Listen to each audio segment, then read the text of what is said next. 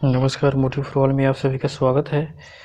आज हम लोग इस वीडियो में सीखेंगे कि अच्छी इंग्लिश कैसे बोले, हाउ टू स्पीक इंग्लिश। बहुत सारे विद्यार्थी इंग्लिश सीखना चाहते हैं मगर पैसे के अभाव में नहीं सीख पाते हैं। ये वीडियो खासकर उन लोगों के लिए है जो घर पर बैठकर इंग्लिश बोलना सीख सके। ये आज का पहला दिन है, तो चलिए स्टार्ट करते हैं।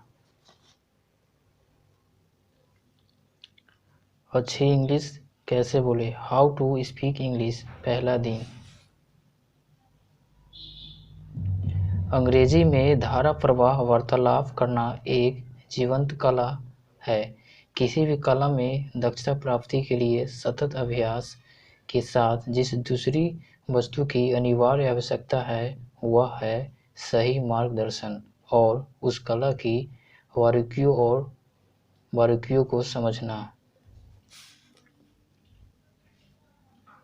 यह विद्यार्थी काल में उचित मार्गदर्शन के अभाव का ही फल है कि अच्छे खासे ग्रेजुएट और ऑफिस में अपना सभी काम अंग्रेजी में करने वाले अधिसंख्य व्यक्ति भी अंग्रेजी में वार्तालाप करते समय अटक जाते हैं। इसके विपरीत कन्वेंट स्कूल में पढ़ने वाले प्राइमरी कक्षाओं के विद्यार्थी भी फर्राटे से अंग्रेजी बोलते हैं, चाहे वह ग्रामर की दृष्टि से अशुद्ध ही क्यों न हो। कारण स्पष्ट है। अंग्रेजी माध्यम के इन स्कूलों में विद्यार्थियों को अंग्रेजी भाषा के साथ साथ इंग्लिश कल्चर और शिष्टाचार की भी पूर्ण जानकारी दी जाती है,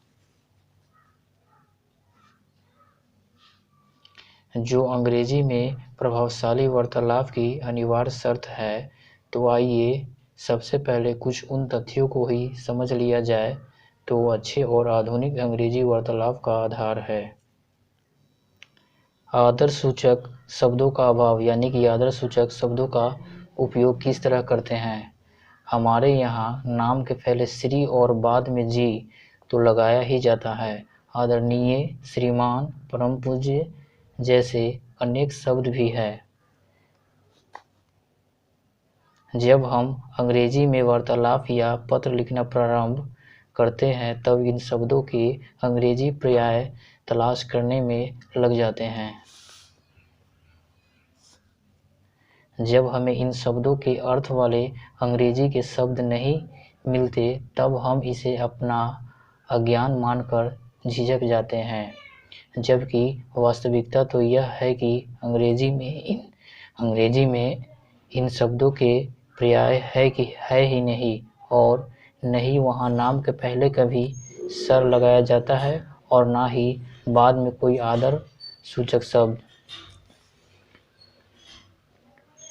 यद्यपि अंग्रेजी में पुरुषों के लिए सर और रिस्पेक्टेड सर दो आदर सूचक शब्द है, जिनका अर्थ क्रमशः श्रीमान जी और आदरणीय श्रीमान जी है, परंतु रिस्पेक्टेड सर अर्थात आदरणीय श्रीमान जी का प्रयोग केवल पत्र लेखन में ही संबोधन के रूप में होता है,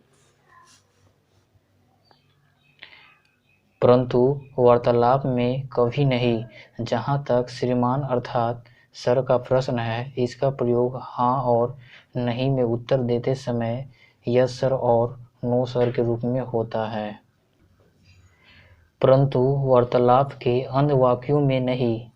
यहाँ विशेष ध्यान रखने की बात यह है कि सर का प्रयोग केवल पुरुषों के लिए ही होता है।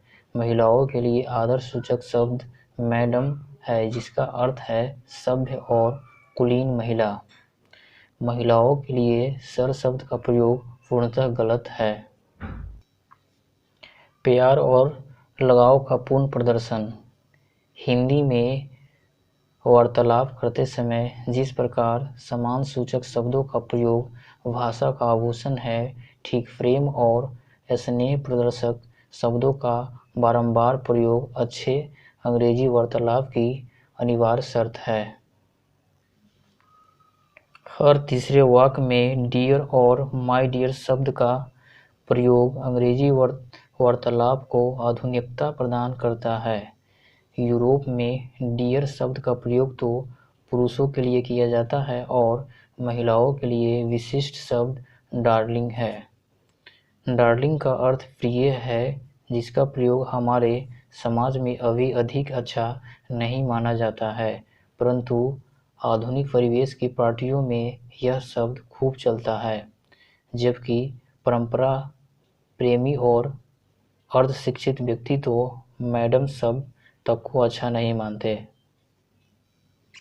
यही कारण है कि क्लबों, आधुनिक पार्टियों और पश्चिमी परिवेश की महफिलों में तथा मित्रों से वार्तालाप करते समय तो आप dear, my dear, darling, my darling, honey और स्वीट हार्ट जैसे शब्दों का खुलकर प्रयोग कीजिए, परंतु अपरिचितों और वह भी विशेष तौर पर महिलाओं से वार्तालाप करते समय उनकी पृष्ठभूमि और परिवेश के अनुरूप ही इन शब्दों का प्रयोग कीजिए। अगर आपको ये वीडियो अच्छी लगी हो तो कृपया लाइक, शेयर और सब्सक्राइब करना ना भूलें। तो चलिए कल मिलते हैं एक नई वीडियो के साथ, तब तक के लिए आप सभी को धन्यवाद।